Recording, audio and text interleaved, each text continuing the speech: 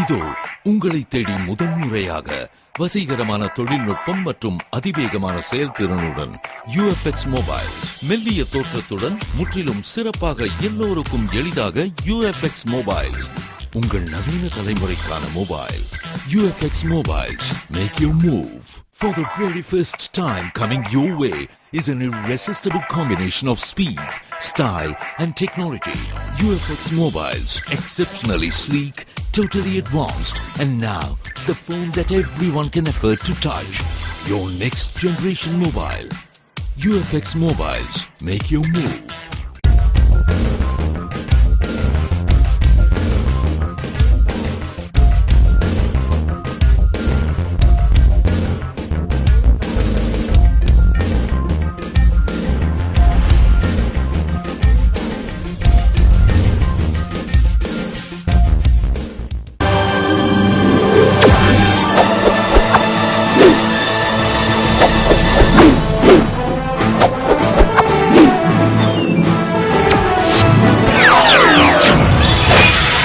நீங்கள் பார்த்துக் கொண்டிருப்பது AJK டிவியின் புதுவை மாலை.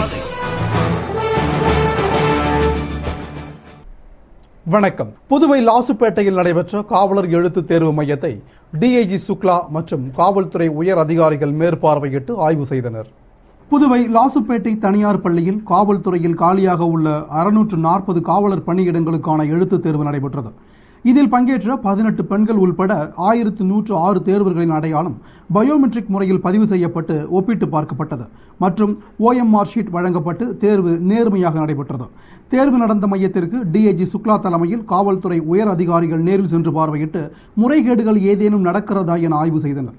தேர்வர்களின் கைரேகை உள்ளிட்ட அடையாளங்கள் பதிவு செய்யப்பட்ட பின்னரே அவர்களை தேர்வு எழுத அனுமதித்தனர். மேலும் தேர்வுக்கான விடைத்தாள்கள் கணினி மூலம் திருத்தப்பட்டு நாளை 23ஆம் தேதி மாலை முடிவுகள் வெளியிடப்பட உள்ளது. புதுவை அரசு சார்பில் நடைபெற்ற கவிஞரேறு வாணிதாசன் பிறந்த நாள் விழாவில் முதலமைச்சர் ரங்கசாமி கலந்து கொண்டு வாணிதாசன் சிலைக்கு மாலை அணிவித்து மரியாதை செலுத்தினார். புதுவை அரசு செய்தி மற்றும் விளம்பரத்துறை சார்பில் கவிஞரேறு வாணிதாசன் பிறந்த நாள் விழா கொண்டாடப்பட்டது. இதனை முன்னிட்டு பாரதி பூங்காவில் உள்ள வாணிதாசன் சிலைக்கு முதலமைச்சர் ரங்கசாமி மாலை அணிவித்து மரியாதை செலுத்தினார்.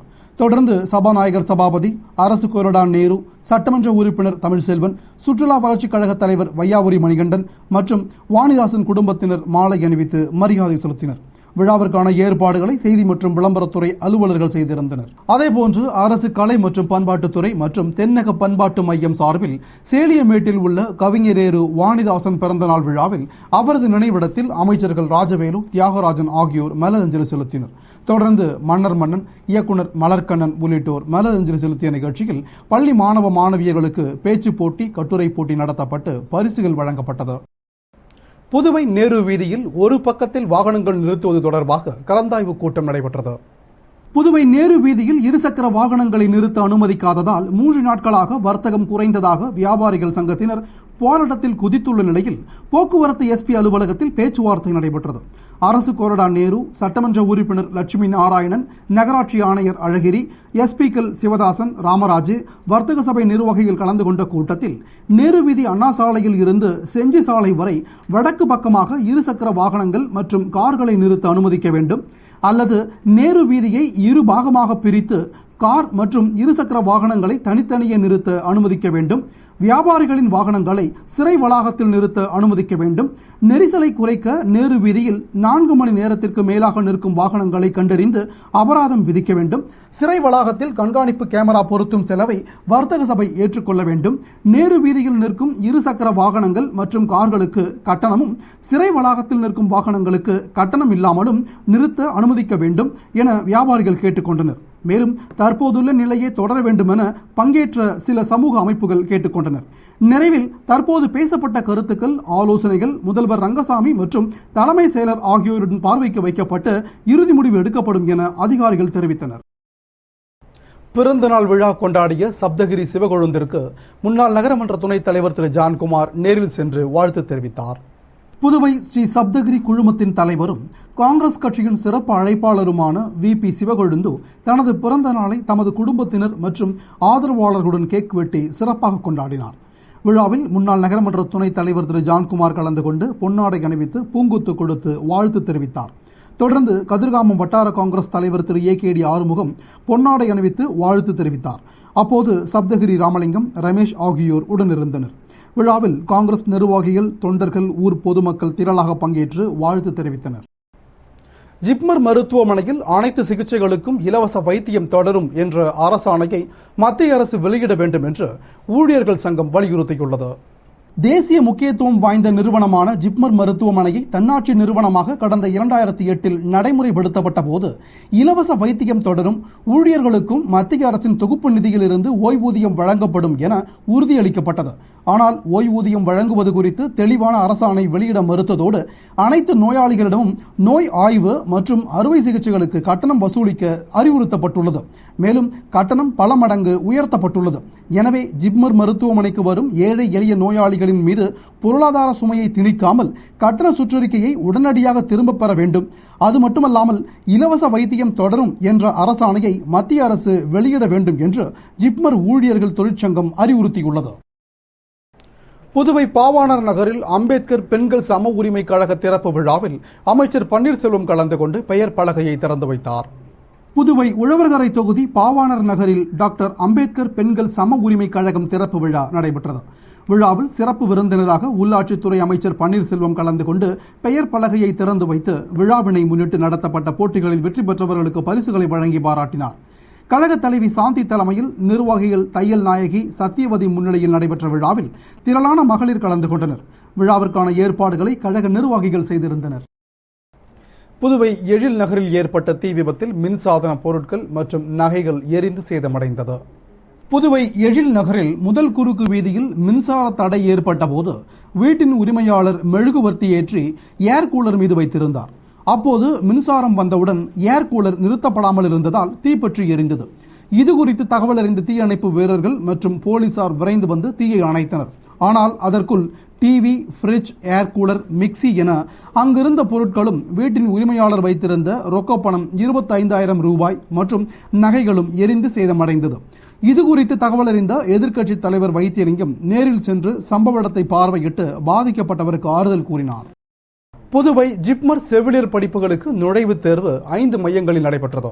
இதில் 1288 பேர் தேர்வு எழுதினர். புதுவை ஜிப்மரில் MBBS, BSc நர்சிங் ஆகிய படிப்புகளுக்கான நுழைவுத் தேர்வு ஏற்கனவே நடந்து முடிந்த நிலையில் தற்போது காலியாக உள்ள MSc நர்சிங், BSc நர்சிங் மற்றும் DMLT படிப்புகளுக்கு நுழைவுத் தேர்வு 5 தேர்வு மையங்களில் நடைபெற்றது. இதில் காலியாக உள்ள 179 இடங்களுக்கு 1758 பேர் தேர்வு எழுதினர். மேலும் ஒன்றுக்கு மேற்பட்ட தேர்வு எழுதும் 283 மாணவர்களுக்கு செவிலியர் கல்லூரியில் தேர்வு நடைபெற்றது. தேர்வில் முறைகேடுகள் நடக்காமல் இருக்க தீவிரமாக கண்காணிக்கப்பட்டது.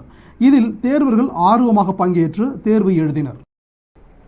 புதுவை இதய ஆண்டவர் உயர்நிலைப் பள்ளியில் நடைபெற்ற காமராஜர் பிறந்தநாள் விழாவில் ஓவிய போட்டி பரிசளிப்பு விழாவில் அமைச்சர் பன்னீர்செல்வம் கலந்து கொண்டு பரிசுகள் வழங்கி பாராட்டினார். புதுவை ஓவிய மன்றம் மற்றும் ஓவிய பள்ளி சார்பில் இதய ஆண்டவர் உயர்நிலைப் பள்ளியில் பெருந்தலைவர் காமராஜர் பிறந்தநாள் விழாவினை முன்னிட்டு ஓவிய போட்டி நடத்தப்பட்டு அதற்கான பரிசளிப்பு விழா இந்திய மருத்துவம் மற்றும் ஹோமியோபதி நிறுவன இயக்குநர் டாக்டர் பாலாஜி தலைமையில் நடைபெற்றது. இதில் சிறப்பு விருந்தினராக அமைச்சர் பன்னீர்செல்வம் கலந்து கொண்டு போட்டியில் வெற்றி பெற்ற மாணவ மாணவிகளுக்கு பரிசுகள் வழங்கினார். தொடர்ந்து உழவர்கரை நகராட்சி முன்னாள் தலைவர் NSJ ஜெயபால் சான்றிதழ்களை வழங்கி பாராட்டினார். நிறைவில் ஓவிய மன்ற தலைவர் இபேர் நன்றி கூறினார். விழாவிற்கான ஏற்பாடுகளை ஓவிய மன்ற நிர்வாகிகள் செய்திருந்தனர்.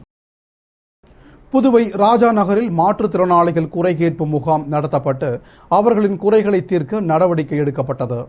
புதுவை மாற்றுத்திறனாளிகள் மேம்பாட்டு மையம், தமிழக மாற்றுத்திறனாளிகள் கூட்டமைப்பு, சமூக சேவை மையம் சார்பில் மாற்றுத்திறனாளிகள் குறை கேட்பு முகாம் ராஜா நகரில் உள்ள அரசு துவக்கப் பள்ளியில் நடைபெற்றது.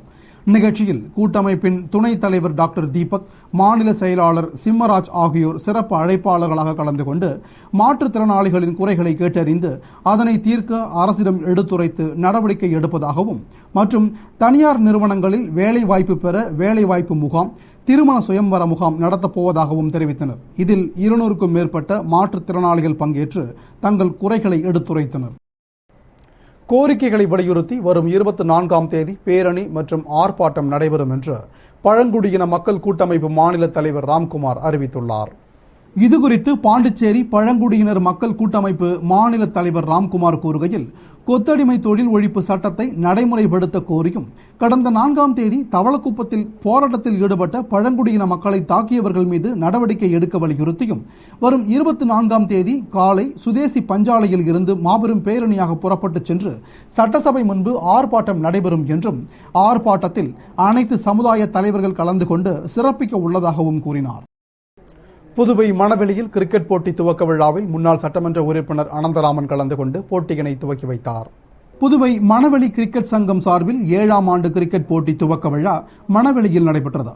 விழாவில் சிறப்பு அழைப்பாளராக முன்னாள் சட்டமன்ற உறுப்பினர் அனந்தராமன் கலந்து கொண்டு போட்டியினை துவக்கி வைத்தார். 20 அணிகள் பங்கேற்று திறமையை வெளிப்படுத்த உள்ள கிரிக்கெட் போட்டிகள் தொடர்ந்து 20 நாள்களுக்கு நடைபெற உள்ளது. விழாவில் பாட்டாளி மக்கள் கட்சி மாநில இளைஞரணி செயலாளர் சுரேஷ், தொகுதி செயலாளர் சேகர், NR காங்கிரஸ் பிரமுகர் சுதாகர் மற்றும் முக்கிய பிரமுகர்கள், பொதுமக்கள் கலந்து கொண்டனர். புதுவை வில்லியனூர் திருக்காமேஸ்வரர் ஆலயத்தில் தென்னிந்திய குயவர் சங்க பொதுக்குழு கூட்டம் நடத்தப்பட்டு அதில் முதியோர் ஓய்வூதிய விண்ணப்பம் வழங்கப்பட்டது. தென்னிந்திய குயவர் சங்க பொதுக்குழு கூட்டம் வில்லியனூர் திருக்காமேஸ்வரர் கோவிலில் சங்க நிர்வாகிகள் முன்னிலையில் நடைபெற்றது. கூட்டத்தில் முதியோர் ஓய்வூதியம் வேண்டி விண்ணப்பம் வழங்கப்பட்டது மற்றும் கடந்த 5 ஆண்டுகளாக நடத்தப்படாமல் இருக்கும் பொம்மை உற்பத்தியாளர் சங்க தேர்தலை நடத்திட வேண்டும், கைவினை அபிவிருத்தி ஆணையர் சார்பில் வழங்கும் அடையாள அட்டை பெற ஆவணம் செய்ய வேண்டும் என்பது போன்ற பல்வேறு தீர்மானங்கள் நிறைவேற்றப்பட்டது. கூட்டத்தில் பொதுச் செயலாளர் ஆறுமுகம், ஒருங்கிணைப்பாளர் சண்முகம் உள்ளிட்ட நிர்வாகிகள் கலந்து கொண்டனர். புதுவையில் இந்திய மாணவர் சங்கம் சார்பில் அகில இந்திய மாணவர் சங்க மாநாடு குறித்த செயலாளர்கள் கூட்டம் நடைபெற்றது. புதுவை தனியார் ஹோட்டலில் இந்திய மாணவர் சங்க புதுவை நிர்வாகிகளின் கூட்டம் சங்க செயலாளர் ஆனந்தன் தலைமையில் நடைபெற்றது. கூட்டத்தில் வரும் 4 மற்றும் 5 ஆகிய தேதிகளில் மதுரையில் நடைபெற உள்ள அகில இந்திய மாணவர் சங்க 14வது மாநாட்டில் புதுவை நிர்வாகிகள் பங்கேற்பது குறித்தும், கல்வி மற்றும் சமூக வளர்ச்சிக்காக பாடுபடும் மாணவர் சங்கத்தின் சார்பில் அனைவருக்கும் சமச்சீர் கல்வி பெறுவது குறித்தும், ஈவ்டீசிங் மற்றும் ராக்கிங் போன்றவற்றை தடுப்பது குறித்தும், மாநாட்டில் புதுவை நிர்வாகிகள் செய்ய வேண்டிய செயல்கள் குறித்தும் கலந்துரையாடல் நிகழ்ச்சி நடைபெற்றது. இதில் மாணவர்கள் திரளாக கலந்து கொண்டனர். இத்துடன் செய்திகள் நிறைவடைந்தன. வணக்கம்.